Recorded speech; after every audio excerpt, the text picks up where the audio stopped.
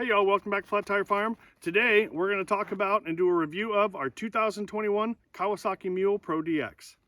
Now we use this machine a ton. We use it for our everyday farm chores, hauling firewood, skidding logs to the sawmill, and when our driveway was impassable, this was the only machine that allowed us to get to the road, get to work, and get to the store for the supplies that we need. And in case you didn't know, our driveway is 1/3 of a mile long, cut through the forest on our property. First, let's start with the pros of this machine. Now, when we were looking at getting a UTV for the farm, we did our research and we knew that we wanted something that had plenty of power and could do all the work that we needed, and yet was cost efficient enough that we could afford to just pay it off and not get started with a whole bunch of debt. Now, the first part that we have been very, very happy with is the overall performance of this machine. This Kawasaki Pro DX is the diesel version, which means it has plenty of power, plenty of torque, and it can haul and tow everything that we need it to. Now, this mule has a payload of 1,000 pounds and it can tow 2,000 pounds, but because it's got such a great suspension system underneath it, it still rides really, really smoothly for us. Now, the next set of pros that we wanted to talk about are the accessories that we got on this machine. The first of these is our winch. We have on this mule a 4,000 pound winch. Now, I have used this winch to pull trees out of the woods, to get unstuck, and when our driveway was impassable and this was the only vehicle that we could use to get to the road, that winch saved our bacon. That's because by the time we hit late spring, I would have to winch myself out 3 times in between the house and the road. Now, you'll have to forgive the dogs and their moose antler chew toys, but the next pro that I wanted to talk about was our plow. We have a great plow on the front of this mule that's 6 feet wide, and we're able to easily adjust it to angle to plow in and around the animals, down the driveway, even right here around the house. Now, the final accessory is my personal favorite, and that is we had a hydraulic lift added to the dump bed on this mule. I use this constantly. It helps me with firewood, it helps me to move compost, it helps me to move feed, and it helps save my back quite a bit. Now, that hydraulic lift is my favorite accessory, and it brings me to my absolute favorite standard feature on this machine, which is the bed. Now, what makes the bed on this machine so great is its size. It has a large bed that you can fit an entire standard size pallet, and it's strong. It's got a good solid diamond plated steel bottom to it that's covered right now in my beautiful firewood man glitter. And it also has good metal tie downs for your ratchet straps to hook to tie down any loads in it. Now, while I can't recommend that you do it because it might not be safe, if you want to throw a couple of chairs in the back of the bed to bring a couple friends down to the creek, the suspension's smooth enough that it works out just fine. Now, another thing that I was very happy to discover is that the height of this tailgate is just about the same height as the tailgate on my pickup truck. That means I can drive out somewhere, pick up a load of something in the bed of my truck, and then just back it up to the side-by-side when I need to move it somewhere where there doesn't happen to be a road. Now, let's go ahead and start talking about some of the cons. The first one that I'll talk about is the assembly of the machine from the dealership. Now, you remember we've talked on this channel about we have 1/3 of a mile road, 1/3 of a mile driveway that leads to the road, and the first year here, it was a trail. And we had 3 months where it was impassable by vehicle and turned into a very rough, muddy trail. And only this mule was able to get us back and forth to the road. And we had to use the winch to do it. One morning, we went to fire up the machine and it was completely dead. No electronics whatsoever.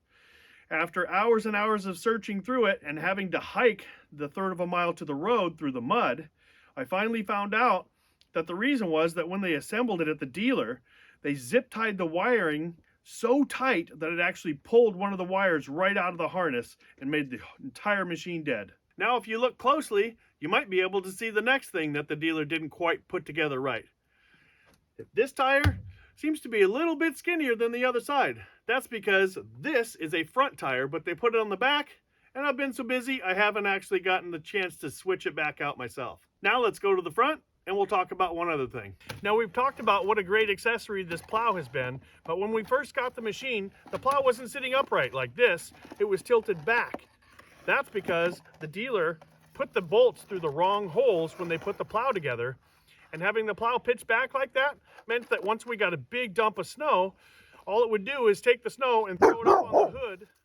It's okay, girl. Get it, buddy.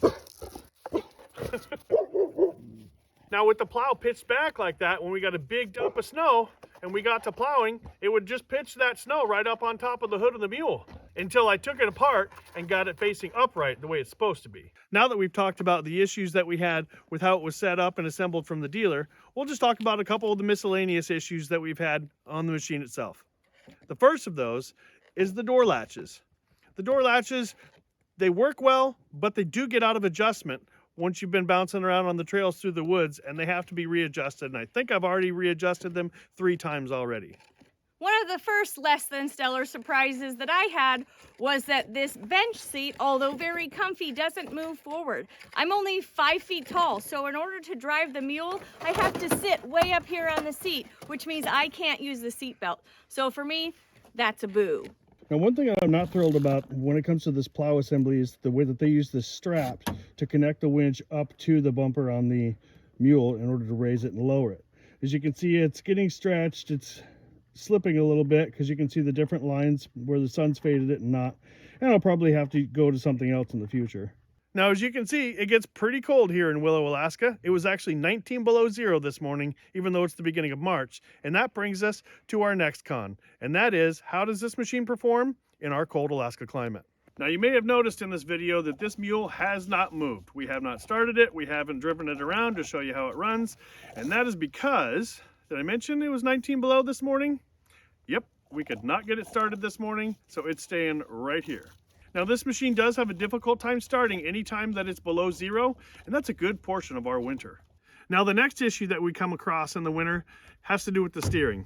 And come to think of it, it's kind of odd that it has a tilt steering wheel, and yet you can't scoot the bench seat forward. But we'll leave that alone. This is a pretty good sized machine, and so it has electronic power steering. In the winter, that electronic power steering quits when it gets really cold, which makes it very difficult to steer this machine. Then, once you do finally steer your way to where you're going, you can't use the parking brake. So here's the parking brake. As you can see, it pulls back when you're setting the brake itself, and so this has to remain open. But what happens is, snow and rain will fall in there and freeze up the mechanism inside, so if I set this parking brake, it freezes with the brake on, and I can't move the machine at all. Now, speaking of starting, that brings me to another story. I went out early one morning and got the mule started, even though it was cold. I moved it in front of the house to let it warm up while I got everything for my morning chores.